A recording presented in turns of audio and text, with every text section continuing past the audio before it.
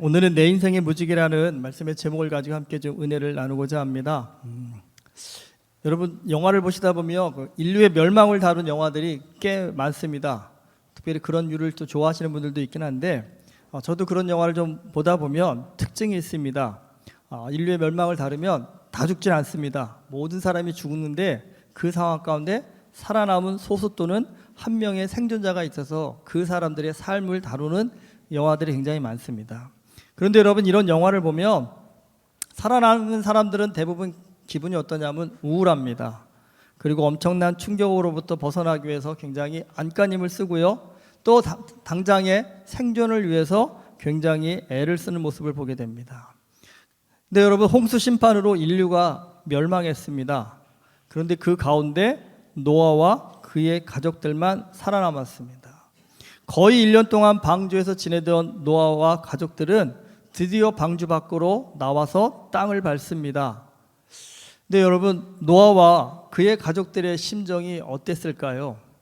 만약에 내가 이 상황이었다고 한다면 나는 어떤 심정이었을 것 같으십니까? 여러분 이제 새롭게 펼쳐질 삶에 대한 기대감에 가슴이 벅찰까요?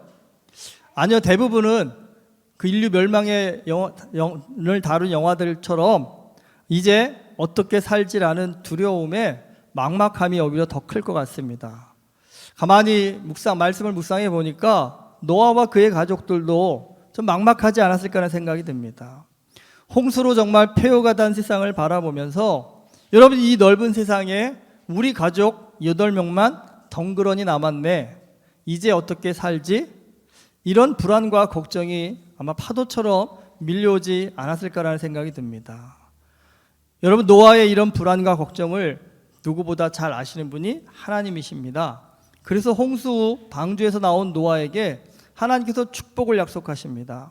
생육하고 번성하여 땅에 충만하라. 그런데 이 축복은 아담과 하와를 창조하시고 그들에게 주셨던 창세기 1장 28절의 축복과 똑같습니다. 그러나 창세기 1장 28절에 땅을 정복하라, 바다의 물고기와 하늘의 새와 땅에 움직이는 모든 생물을 다스리라는 빠져 있습니다. 그 대신 오늘 말씀 2절에 보면요, 땅의 모든 짐승과 공중의 모든 새와 땅에 기는 모든 것과 바다의 모든 물고기가 너희를 두려워하며 너희를 무서워하리니 이것들은 너희 손에 붙였음이니라 라고 말씀합니다. 그러니까 창세기 1장에서는요 모든 생물을 다스리라고 하셨는데 이제는 모든 생물들이 노아와 그의 가족들을 두려워하고 무서워하게 된답니다. 왜 그러셨을까요? 여러분 하나님께서 천지 창조를 하실 때 인간과 모든 짐승은요 채식을 하는 존재였습니다. 창세기 1장 28절과 29절에서 이렇게 말씀합니다. 하나님이 이르시되 내가 온 지면에 씨 맺는 모든 채소와 씨 가진 열매 맺는 모든 나무를 너희에게 주노니 너희의 먹을거리가 되리라. 또 땅의 모든 짐승과 하늘의 모든 새와 생명이 있어 땅에 기는 모든 것에는 내가 모든 풀을 먹을거리로 주노라 하시니 그대로 되니라. 여러분 아담과 하와가 에덴 동산에서 쫓겨난 이후에도요 이 채식의 삶은 그대로 유지되었습니다. 그러니까 사람이 어떻게 풀만 먹고 사냐고 그러는데 사람 풀만 먹고 살 수 있습니다. 하나님이 원래 창조하신 목적이 그렇습니다. 그런데 특이하게도요 노아의 홍수 이후에는요 오늘 말씀 3절에서 보듯이 하나님께서 육식을 허용하셨습니다. 왜 육식을 허용하셨을까?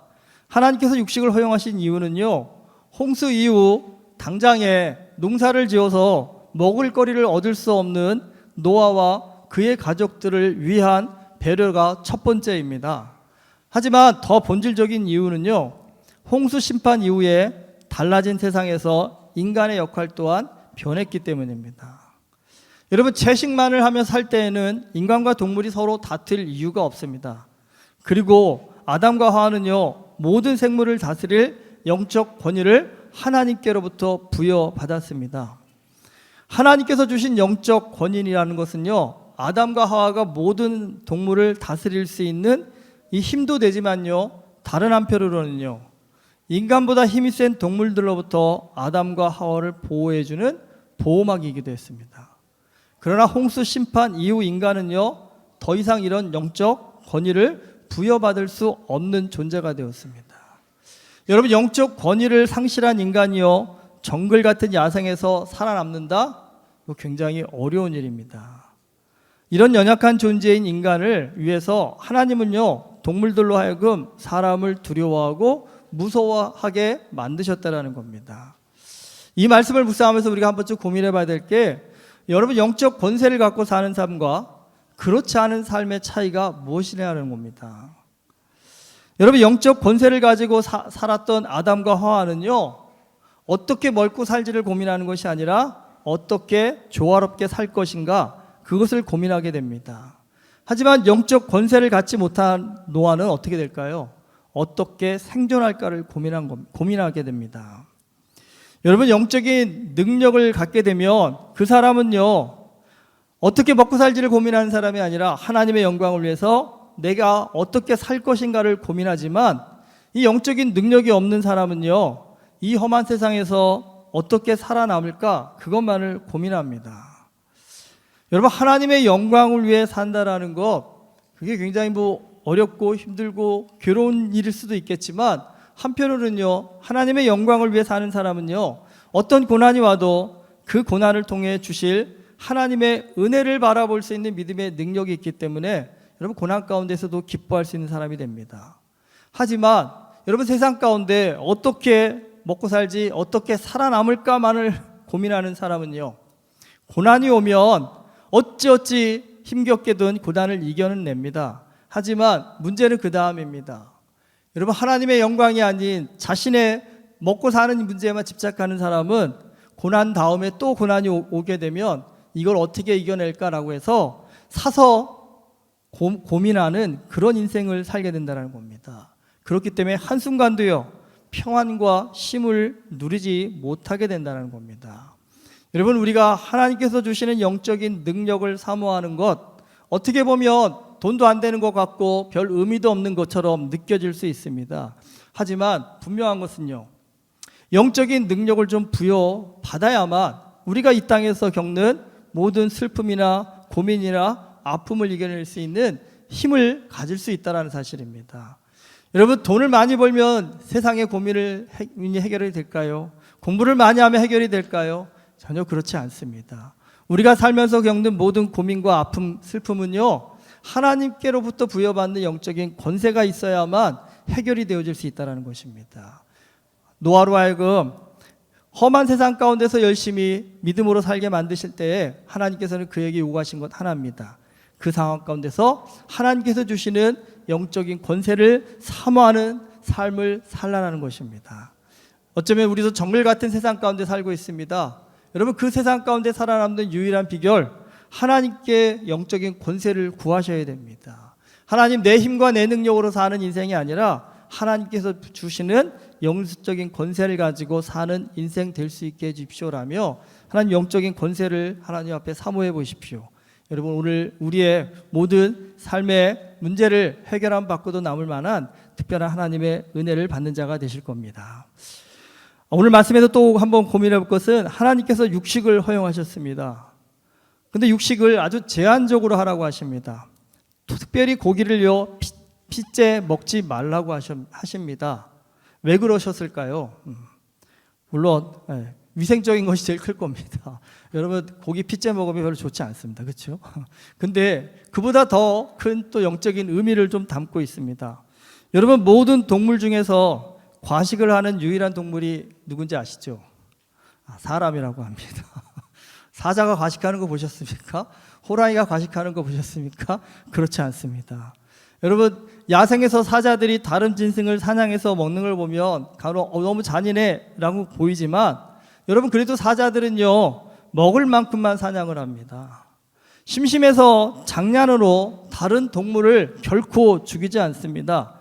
자신의 생존을 위해서 필요한 만큼만 사냥을 합니다.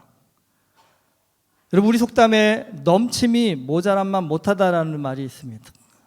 사실 부족한 듯 사는 것이요 아쉬울 것 없이 넘치게 사는 삶보다 더 낫다라는 겁니다.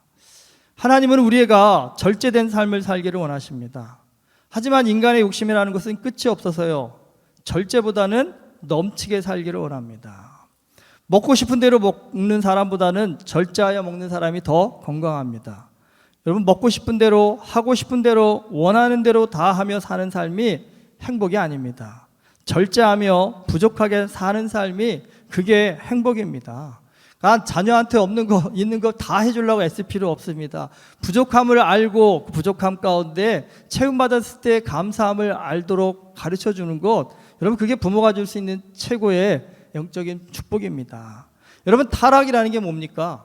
타락은요, 자기 멋대로 사는 게 타락입니다. 그럼 경건은 뭘까요? 경건은 하나님 말씀 안에서 자기를 절제하는 삶이 경건입니다. 생명을 귀히 여기며 최소한의 육식만을 허용하신 이 하나님의 말씀에는요, 자기 멋대로 살다가 홍수 심판을 받은 인간의 욕심, 그것을 다시 한번 되새기면서 절제하면서 경건의 삶을 살라라는 뜻을 담고 있습니다. 그렇기 때문에 여러분, 밥 먹다가 좀 과식을 하면 좀 회개해야 됩니다. 왜요? 경건의 삶을 또 못 살았습니다. 우리가 하나님께서 좀 적당히 먹으라고 하시는데 맛있다고 더 먹는다는 얘기는 내가 절제를 못했다는 증거 아니겠습니까? 여러분, 오늘 점심도 맛있게는 드시지만 배부르게는 드시지 마시고요, 과식하지 마시고 딱 맞게만 드십시오. 그게 뭐라고요? 그게 경건의 삶이라고 생각하시고, 여러분, 경건의 삶 해가지고 너무 복잡하고 어렵게 생각하지 마십시오.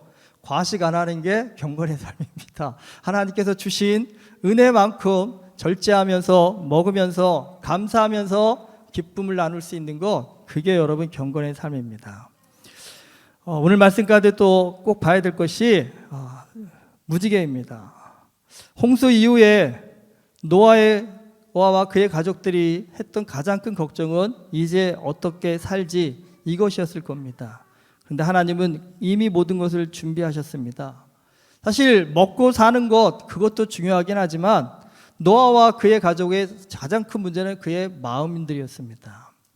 여러분, 어떤 큰 사고를 당하고 나면 그 비슷한 상황만 만나도 우리가 불안해서 어쩌지 못합니다. 이걸 우리가 트라우마라고 합니다. 여러분, 트라우마의 정의가 이렇더라고요. 실제적이거나 위협적인 죽음, 심각한 질병 혹은 자신이나 타인의 신체적 위협이 되는 사건을 경험하거나 목격한 후 겪는 심리적 외상을 뜻한답니다.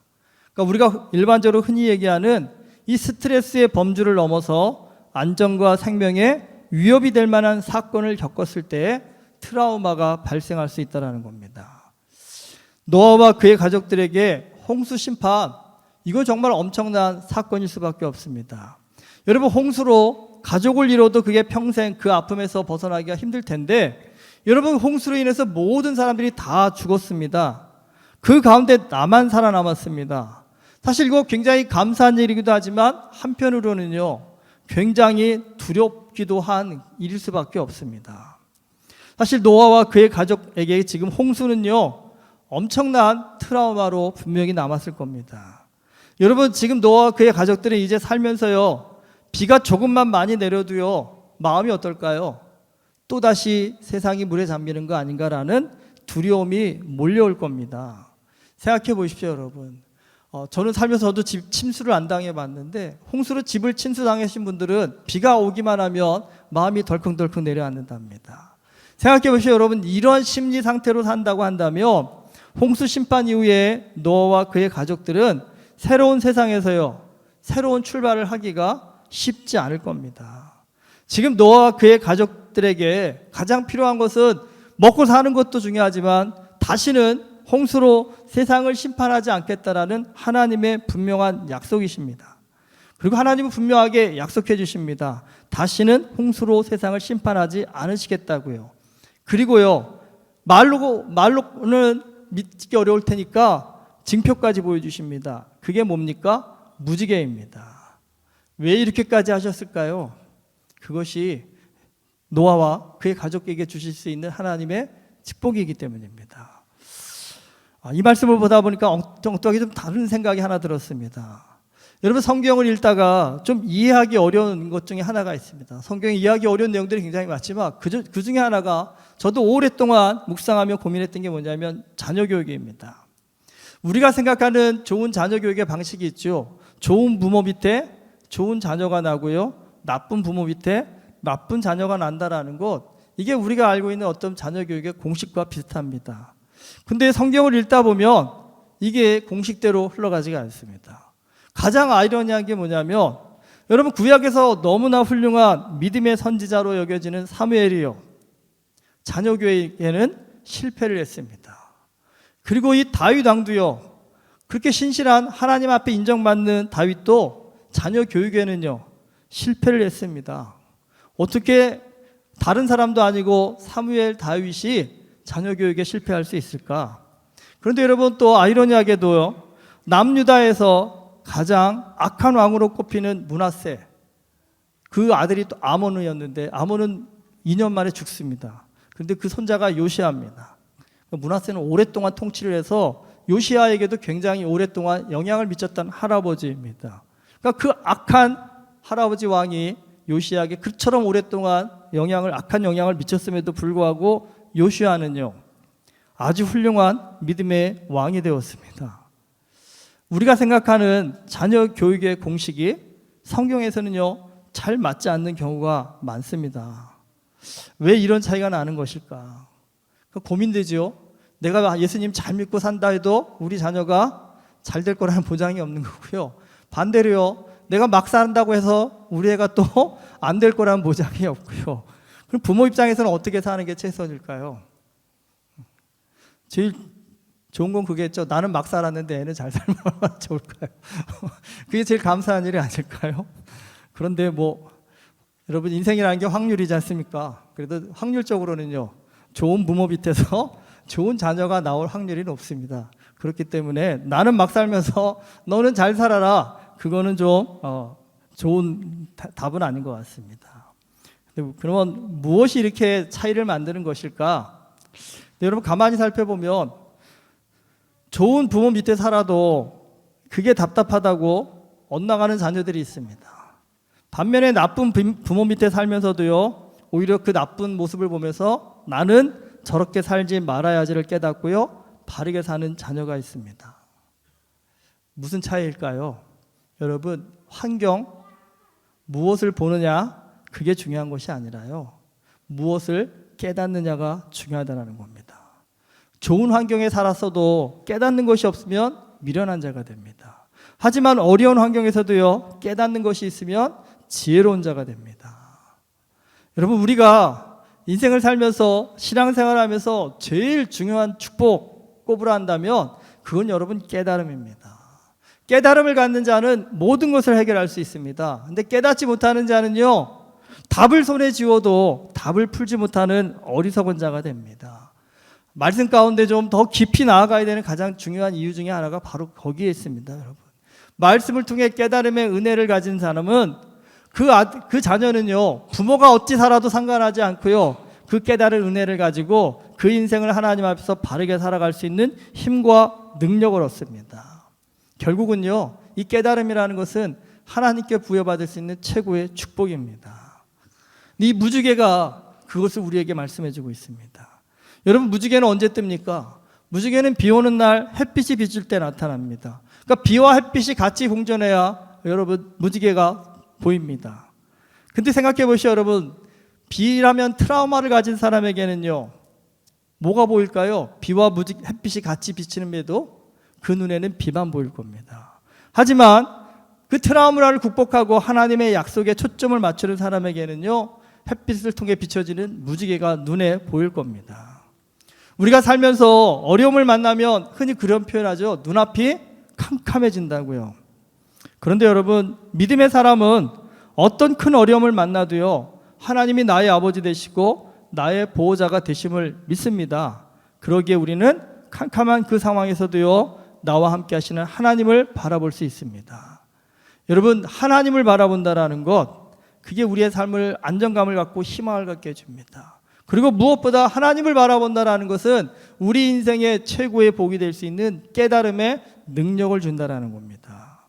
우리도 살다 보면 비 내리는 것 같은 고난스러운 인생이 있고 햇빛이 비치는 것 같은 좋은 날도 있습니다.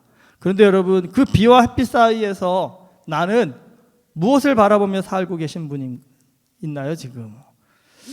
여러분 우리가 지금 이 자리에 살아서 숨쉬고 생존해 있다는 얘기는 그 어떤 고난도 다 이겨냈다라는 증거입니다. 그렇다면 그 고난 가운데 하나님께서 우리에게 노아에게 보여주셨던 그 무지개가 오늘 우리의 삶 가운데도 분명한 약속의 무지개가 있다는 겁니다. 여러분, 그 무지개를 보는 사람은요, 살 수 있습니다. 어떤 환경 가운데도 살아날 수 있습니다. 저도 젊은 날에 수술을 받아서 지금 이 오른쪽에 배 반쪽에 흉터가 아직도 있습니다. 사실 젊은 날에는 이게 고통이었고 아픔이었고 슬픔이었습니다. 근데 나이가 요즘 들어서 샤워할 때마다 제가 제 몸매를 비춰보지는 않지만 씻으려면 만져봐야 되죠. 이게 느껴집니다. 여기 살이 딱딱하더라고요. 수술받은 부위가요. 근데 이게 느낄 때마다 무슨 생각이 들까요? 하나님이 살려주셨지. 그 마음 가운데 뭔가 좀 낙담이 되고 힘듦이 되고 좀 도망가고 싶을 때마다 무슨 느낌이 들까요? 이 삶 가운데 살려주신 하나님의 은혜가 여기 있는데 내가 주를 떠나 어디로 가나이까라는 그 고백이 절로 나오게 되더라고요. 여러분, 이게 가만히 생각하니까 제 인생의 무지개더라고요. 누구도 그렇게 생각 안 하겠지만 저는 샤워할 때마다 무지개를 봅니다. 무지개를 만집니다. 그런데 그게 제게 은혜가 되고 힘이 되더라고요. 여러분, 나한테는 무지개가 없는데요? 있습니다. 왜? 내가 정말 어떤 인생의 트라우마에 걸려서 지금 보여주시는데도 보지 못하기 때문에 못 보는 것이지요, 하나님께서 나에게 주신 무지개가 분명히 있습니다. 여러분, 그 무지개를 볼 수 있는 믿음의 눈이 열려질 때 우리의 삶은요, 하나님의 약속 가운데 능력 있는 삶을 살게 됩니다. 노아와 그의 가족에게 안정감과 희망과 기쁨을 주기 위해서 무지개를 보여주신 하나님은요, 오늘 우리에게도요, 동일한 무지개를 보여주십니다. 부정의 마음으로 트라우마에 빠져서 좀 불행을 자초하는 그런 인생이 아니라 어떤 고난의 상황에서도요, 나를 향한 하나님의 약속의 무지개를 좀 바라보아서 감사와 기쁨이 넘치는 그런 복된 인생을 사는 우리 모두가 되기를 주님의 이름으로 축원합니다. 기도하시겠습니다. 참 좋으신 아버지 하나님, 오늘 내가 살아 숨쉬고 있다는 건 하나님의 은혜가 있었기 때문에 가능한 일입니다. 그동안 수없이 많은 고난을 겪어오면서도 그 고난을 견디고 버티고 이겨낼 수 있는 능력을 하나님께서 주셨기 때문에 가능한 일입니다. 하나님, 우리는 하나님의 약속을 받은 하나님의 사람입니다. 하나님, 노아에게 주셨던 그 무지개의 약속, 오늘 우리에게도 동일하게 주시는 줄 믿습니다. 주님, 그 하나님의 약속 무지개를 볼 수 있는 믿음의 눈을 열어 주시옵소서. 하나님께서 나와 함께 하시고 나의 인생의 인도자가 되어주시고 내 인생의 보호자가 되신다는 하나님 그 무지개의 약속을 믿고 어떤 삶의 형편 가운데서도 믿음으로 담대히 나아갈 수 있는 하나님의 백성들이 되어줄 수 있도록, 주님의 자녀 되어줄 수 있도록 우리에게 은혜를 더하여 주시옵소서. 예수 그리스도 이름으로 기도드립니다. 아멘.